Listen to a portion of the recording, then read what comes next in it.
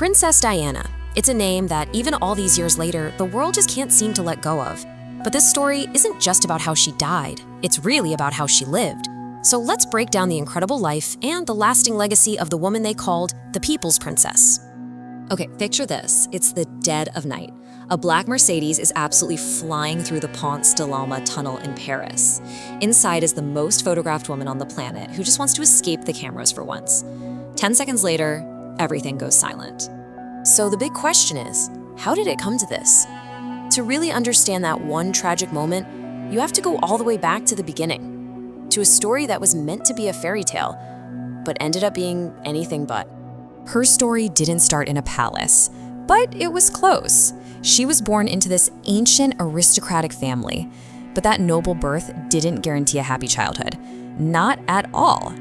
You know, Diana's parents went through this absolutely brutal divorce. It was so bad, her own grandmother actually testified against her mother in court.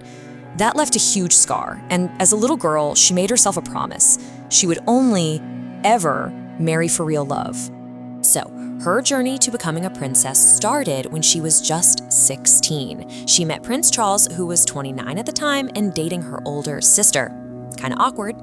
3 years later, they met again, and then, get this, after seeing each other in person just 13 times, they were engaged. 13. And right away, in their very first interview as an engaged couple, there was this massive red flag. A reporter asks, "And I suppose in love?" Diana immediately says, "Of course," only to be followed by Charles's now infamous comment, "Whatever in love means." She said later that moment was absolutely traumatic. And, you know, that traumatic moment, well, it was really just a preview of what was to come. Because once she was inside those palace walls, her life completely split into two. There was the public princess and the private woman, and they were living totally different lives. The difference was just stark. Publicly, she was this incredible global icon. She was the one who gravely shook hands with AIDS patients when people were terrified to even be in the same room with them. She walked through active minefields to bring attention to the cause. But behind the scenes, she was dealing with bulimia, crushing isolation, and being stuck in a marriage with a man who was in love with someone else. This number, it says so much about the physical toll of her private pain. Her bulimia started just a week after her engagement, right after Charles casually mentioned she looked a bit chubby. Her waist shrank from 29 inches down to 23 and a half. She was, quite literally, disappearing before the world's eyes. Then, in this explosive 1995 interview, she finally took control of the narrative. With this one unforgettable line, she confirmed what everyone had suspected for years, and in doing so, basically threw down a challenge to the entire monarchy. Which brings us right back to that tunnel. After all this time, after all of the investigations and speculation, what do we actually know for sure about what happened that night? Okay, so back at the Ritz Hotel, they cooked up this decoy plan to try and ditch the paparazzi. But the guy who ended up driving the car, Henri Paul, wasn't their regular driver. He was the hotel's head of security, he was off duty, and he was drunk. He tore into that tunnel going over 65 miles per hour, clipped a little white Fiat Uno, and lost complete control, slamming right into the 13th concrete pillar. You'd think that would be the end of it, right? I mean, there were 3 separate, incredibly detailed investigations. 1 by the French, 2 by the British. They spent years and millions of dollars going over every single piece of evidence.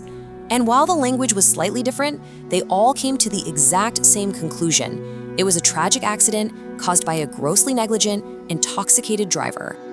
But if the official story is so clear-cut, then why do so many people, spurred on for years by Dodi Fayed's father, Mohammed Al-Fayed, still believe it was a murder, a plot carried out by the British establishment to get rid of her?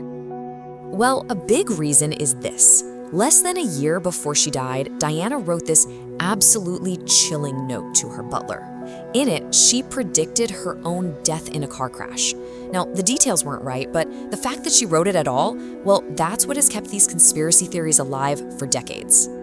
Her death set off a chain reaction that the world had truly never seen before. And in that tidal wave of collective grief, her true, lasting legacy was forged. An estimated 60 million flowers were left outside the royal palaces. People who were there said you couldn't even see the ground. It was just this ocean of cellophane and petals, a physical sign of just how much she meant to people. And then there's this number, 2.5 billion people. At the time, that was nearly half the entire population of the planet. Half the world stopped to watch her funeral. It's still one of the most watched events in human history. But her legacy isn't just defined by her death. It's about what she did when she was alive. She changed the global conversation around HIV/AIDS with the simple human act of shaking a patient's hand without gloves. She fought for a ban on landmines. She totally redefined what it meant to be a royal mother, making sure her sons saw life outside the palace walls. By showing her own vulnerability, she made an ancient, stuffy institution feel human. So, who was she in the end? Was she a rebel, a victim, the people's princess? The truth is, she was all of those things. She was a complicated, deeply flawed, and incredibly compassionate woman who broke the rules, suffered terribly, and won over the entire world. And that is why we'll never forget her.